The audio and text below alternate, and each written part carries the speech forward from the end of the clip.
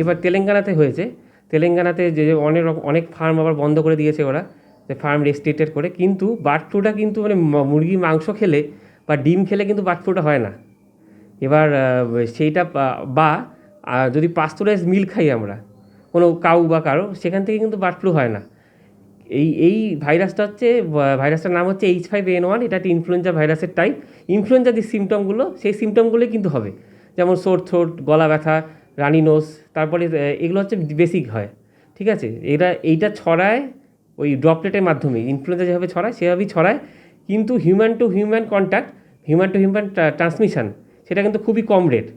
ঠিক আছে, এইবার এই তেলেঙ্গানা সরকার যেই এইগুলো মেজারগুলো নিয়েছে, যেমন যারা আপনার ধরুন ফার্মে কাজ করে, তাদের স্যানিটাইজেশন করতে হবে কী করে, সেই রকম মানে ঢোকার সময় বেরোনোর সময় ভালো করে স্যানিটাইজ করতে হবে, এবং বিভিন্ন রকম প্রসিডিওর ফলো করতে হবে ইনফেক্টেড করার জন্য।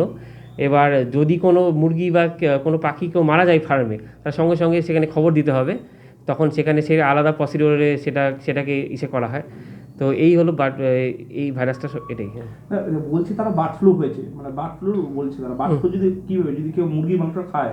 না, মুরগির মাংস তো আমরা অনেক গরম করে খাই, সেটা রান্না করা হয়, সেই টেম্পারেচারে সেই ভাইরাসটা থাকে না। যদি যেমন মিল্কটা যেন পাস্তুরাইজ করে খাওয়া হয়। ঠিক আছে, মিল্কটা যদি আমি ডিরেক্ট খাই, সেটাও কিন্তু প্রবলেম হতে পারে। এইবার ডিমও যেমন আমরা সেদ্ধ করে খাই, তো ডিম ক্ষেত্রে, খাবারের ক্ষেত্রে কোনো প্রবলেম নেই, কিন্তু এভাবে কিন্তু ভাইরাসটা থাকে না সেখানে। এইবার এই জিনিসটা যদি আমরা সিমটমটা দেখতে পাই, ধরেন কেউ ক্যাটেল ওখানে কাজ করছে, কেউ ওই ফার্মে, হ্যাঁ, যদি ফার্মে কেউ কাজ করছে ধরুন, তার ধরুন এই সিমটমটা এভাবে হয়েছে, যে এই সিমটমগুলো দেখা যাচ্ছে, তখন তাকে আমরা এই ভাইরাসটা টেস্টটা করবো, RT-PCR টেস্টটা করবো, যেভাবে কোভিড যেভাবে টেস্ট করা হয় ন্যাসোফ্যারিঞ্জিয়াল সোয়াব নিয়ে বা থ্রোট সোয়াব নিয়ে, সেইভাবে সোয়াব নিয়ে তাকে টেস্ট করবো। তাকে পজিটিভ হলে তাকে আইসোলেট করে ট্রিটমেন্ট করা, একটা অ্যান্টিভাইরাল ড্রাগ আছে, সেটা দেওয়া হয়। বাচ্চাও তাহলে ছোঁয়াচে রোগ?